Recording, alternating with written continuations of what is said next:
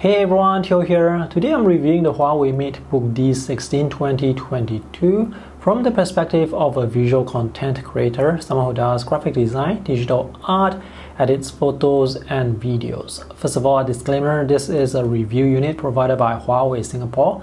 In this video, I just want to present to you my findings so that you can decide whether or not this is worth the money. And here in Singapore, this is priced at 1,298 Singapore dollars, which translates to around 990 US dollars. That pricing is for the base model and the specifications are listed by the side here. So this is the base model and this is also the review unit that I have here. Just to give you the bottom line up front, this is a good looking laptop with solid build quality. The performance is better than I expected compared to other non-gaming laptops, and there's a reason for that, which I will explain later. The display is big, it's 16 inches with 16 by 10 aspect ratio. However, the resolution is just 1920 by 1200, so there will be slight pixelation, which isn't too bad.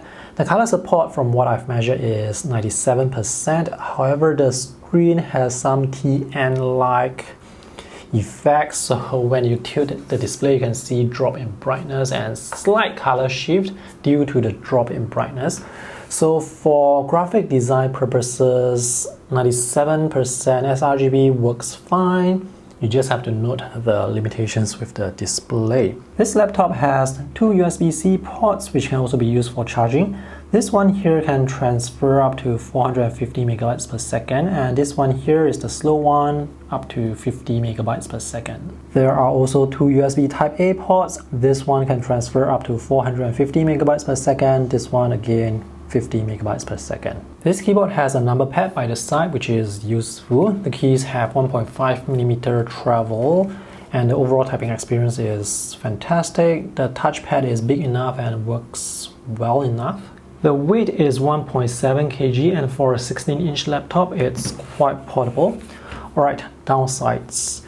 Occasionally, when charging, there is this electric tingling sensation. The other downside is the battery life is about 5 to 6 hours, depending on the brightness and what you're doing. And now on to the full review. So these are the items included in the box: a 65-watt charger, USB-C to C charging cable, quick start guide, safety and warranty info, the laptop. Let's look at the design. So this laptop is available in two colors, Space Gray and Mystic Silver, and this is a very clean and simple design. The surface is matte textured. This is made with metal, as well as the back, and the corners are rounded off. It's quite flat. There is slight flex at the top, but overall build quality for this is very solid. This laptop only has one fan and the hot air exhausts out from the hinge area. Fan noise under normal load is not loud, but when it's spinning at full speed, it's loud of course, but not as loud compared to gaming laptops. There are two downward facing speakers. The audio quality is good for downward facing speakers. It's loud and it's clear. The speakers are wide apart so you can get some stereo effect. There are 4 rubber feet. I did not open the back, but from what I've read, it seems you can replace the SSD but not the RAM. And this laptop doesn't produce much heat under normal load, so you can use this on your lap very comfortably. This laptop is curved underneath on the sides and in the front, so this laptop is very easy to pick up. The hinge is very stiff, so it's not possible to open the lid with just one hand. So you have to use 2 hands to open the lid. From this angle, you can see the display is quite dim, but from the front, it looks alright. I measured a maximum brightness of 249 nits, so that's bright enough for use even in a bright room environment. And this display is matte textured, so you can see the anti-glare. This display is not a touch screen. This is the video quality you can expect from the front-facing camera, which has a resolution of 1080p, and the video quality is actually pretty good for a camera on a laptop. And this is the audio quality you can expect from the microphones, which are located in front of the touchpad. There are actually 4 front-facing microphones there. These are the ports located on the left side. There are 2 USB-C ports. This USB-C that is nearer to the HDMI port has transfer speeds up to 450 megabytes per second, and this has display port as well, so you can connect this to an external display. This USB-C port is much slower, it's just 50 megabytes per second and cannot output video signal. This is HDMI 2.0 and this is a 3.5mm audio and microphone jack. On the right side there are two USB Type-A ports. This one here has USB 3.2 Gen 1 speeds, which is around 450 megabytes per second from what I've tested, and this one is the slow one, 50 megabytes per second, and there is a power button here with a fingerprint scanner which works very effectively and fast. This laptop does not have any SD card slot. So let's take a look at the keyboard. The keyboard has a number pad by the side and the layout for the keys is pretty standard. The function keys have shortcuts for brightness control, backlight for the keyboard, volume control, dictation, microphone, screen projection, Wi-Fi, Huawei PC Manager app, print screen, insert, delete, a calculator, a search button for searching across all your Huawei devices, a minimize window button, a camera button. Brightness for the keys is just low and high, and the light will shine through the letters, which is nice. The keys have 1.5mm travel and the keys have good feedback when typing, so my overall typing experience is very positive. This is a medium-sized touchpad which supports finger gestures. The clicking area is this area here.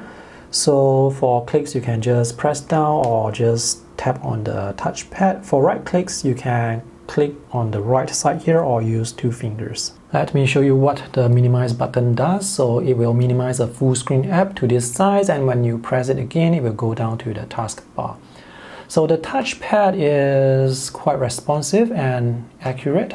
And now let's talk about the display. So this is a 16-inch display with an aspect ratio of 16:10. So this combination of size and aspect ratio makes this display look massive.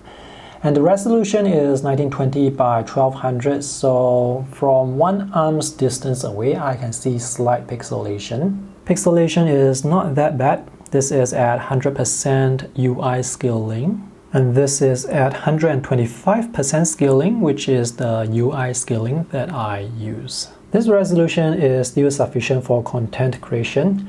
What I really appreciate here is the aspect ratio of 16:10, which gives you more vertical space. So now I'm going to zoom into this image here and look at where my thumb and index finger is. So the thumb is at the bottom edge of the graphics and the index is at the top of the graphics. So now the aspect ratio is 16:9 and the diagonal is actually around 15.6 inches. So my thumb is still at the bottom edge of the graphics, but look at where my index finger is. It's much higher, so this much space is missing from the 16:9 display compared to the 16:10 display. So when it comes to work, I highly recommend you get a display with 16:10 because you can get this much extra pixels, which is obviously better for productivity. This LCD display is an IPS panel and is said to support 100% sRGB. I have already color calibrated the display and I measured color support for 97% sRGB, so the colors look good out of the box and the colors look good after calibration. For casual graphic design purposes and digital art or web design, the colors are sufficient, are good enough for those purposes. If you do need better colors, then go with Adobe RGB displays, but those displays are significantly more expensive. The main downside for this display when it comes to visual content creation is the brightness will drop when you view the display from side angles and even from this angle. So obviously this will affect how the colors will look. If you are just getting the laptop for work purposes such as browsing the web, watching videos, doing Excel spreadsheets, Word documents, I don't think you have to worry about the colors. If you are into creating visual content, you have to make sure to prop up the display at the best angle, which is very easy to do so obviously. Let's talk about the performance. So this laptop is actually more powerful compared to other non-gaming laptops because it uses the 12th gen Intel processor, more specifically the H series processor compared to the more common P series processor. So the H series processor actually can consume more power, which unfortunately will affect the battery life more. But because it can consume more power, it makes this laptop more powerful and able to handle heavier workflows. So the overall performance of this laptop is very fast, very snappy. It's quick to start, restart. You can save huge files very fast. You can open huge files very fast. And when it comes to switching between applications, it's also very quick. There is no noticeable lag when I'm working with this laptop when it comes to editing photos or even videos. My main concern when it comes to getting a laptop for visual content creation is just two things. How much time does it take to generate thumbnails for the photos that I have imported? Let's see how much time it takes to import 100 raw photos into Adobe Lightroom Classic. So these are the photos that I have. Notice how fast the thumbnails are able to generate before importing the photos. And now I'm going to import the photos. Each photo is 16 megapixels, and these are all in raw format. And notice how fast the thumbnails are able to generate. This is really fast. And let's zoom in and have a look. In fact, let me just do a very quick auto tone control and go into the photos. So this is really fast, and you can make edits instantly. The edits will just show up instantly. So this is really good. When it comes to editing videos, having a big display really helps because you can have space for the palettes and you can still see a big view of your video. So this video is 4K 25 frames per second, and it's a very simple cut and join video. I was able to edit this without using any proxies, and there are no drop frames. And I was able to edit 4K 50 FPS videos as well. Video editing process is very smooth. Video export time is quite good. So to export a 5-minute 4K 25 FPS video with H.265 took me around 2 minutes and 43 seconds. In other words, the video export time is about 60% of the length of the video project. So if your video project is 10 minutes, it's probably going to take 6 minutes to export, and that export time or export speed is pretty good. For my work, I need the thumbnails of the photos to generate quickly so that I can get to edit those photos quickly after the thumbnails are generated. And when it comes to editing videos, I need the video editing process to be smooth, and I'm happy to say that this laptop is able to handle these two workflows very smoothly. One reason why this laptop is more capable at handling those workflows compared to other non-gaming laptops is due to the Intel Alder Lake H series processor that's in this laptop versus the P or U series processors that are commonly found in non-gaming laptops. So this Intel Alder Lake H series processor actually draws more powerful. The base draw is 45 watts versus 28 watts. So this draws more power because it's more powerful.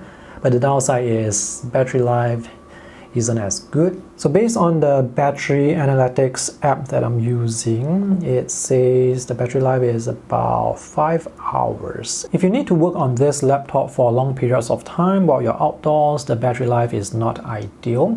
However, if you just need to bring your laptop from point A to point B and you have access to a power outlet, then the battery life is fine. This laptop does not have a discrete graphics card, so this is not a gaming laptop. This game is Stray, and at 720p resolution I can only get around 10 to 11 frames, which is too choppy for gameplay. This game is Hades, and this is running at 60 frames per second, so this is very smooth. But this is not a very graphics intensive game. The resolution here is also 720p. And this is Red Dead Redemption 2, which for some reason has smoother gameplay compared to the cat game earlier. It's just that I have to dial down all the visual settings. So you can see the graphics, it's not detailed, and this is 720p, which for this game actually still looks terrific. So let's run around. This is actually pretty smooth. I don't have the frame data for some reason, but this looks like 30 FPS to me. The more important thing here to note is the gameplay is smooth. It doesn't slow down suddenly. So this is actually quite impressive for the integrated Intel UHD graphics. This review will not be complete without talking about Huawei Super Device and Smart Office features. So these are collaborative features with compatible Huawei devices such as tablets, phones, or displays. So here, for example, I have a Huawei MatePad Pro tablet that I have already connected to the laptop with the Huawei PC Manager app that's pre-installed on this laptop. So now I'm actually using this tablet as an extended display, and I can drag this window from the laptop over to the tablet and back, and this is quite responsive. I can also use Photoshop apps or drawing apps on the tablet with the pen, but the drawing process is a bit laggy. So I'm just using the tablet as an extended display, and this works very well. Other features include searching across different devices. So with the search button here, you can search your connected tablet or your phone, and you can do direct file sharing through Huawei Share. This is direct one-to-one wireless file transfers. Huawei has been building their own ecosystem for the past few years, so if you are using multiple Huawei devices together, these are some of the features you may have access to. And to find out what all these features are, you can check out the link that I will provide in the video description below. One potential glitch I discovered with this laptop is the sleep and hibernate settings. After I set up the laptop for the first time, I had some issues with sleep and hibernate. So when I close the lid and I open this, it will come out of sleep instantly. But if I close the lid for more than 60 seconds, it will go from sleep to hibernate mode. The difference between hibernate mode is when you open the lid again, the display is black and you have to press the power button again to start the laptop, and it takes a few seconds compared to when you wake the laptop from sleep, it's instantaneous. Thankfully, the workaround just involves restoring the default settings for the power plant, so now I don't have any issues with sleep and hibernate. Alright, to conclude, in terms of value for money, I feel like you do get what you pay for with this laptop with the specifications. This laptop overall looks good, feels good, has better than expected performance compared to other non-gaming laptops. The display looks good, has reasonable color support. I measured 97% sRGB, so that's good enough for me. But I wish the display has better viewing angles. The downsides, when you're charging the laptop, there is occasionally this electric tingling sensation when you run your finger on the metallic surface, but for some reason, when you have your palm on the surface, you don't get that sensation. Another downside is the battery life, which is just 5 hours, and that's the compromise you get with a more powerful processor in this laptop. So the battery life is going to be a deal breaker if you need to use this laptop outdoors for extended periods of time. If you are just going to bring the laptop from point A to point B with access to power outlet, I don't think the battery life is an issue here. So this is my review of the Huawei Matebook D16. Thanks for watching. If you have any questions regarding this, let me know in the comment section below. See you guys in the next video. Bye.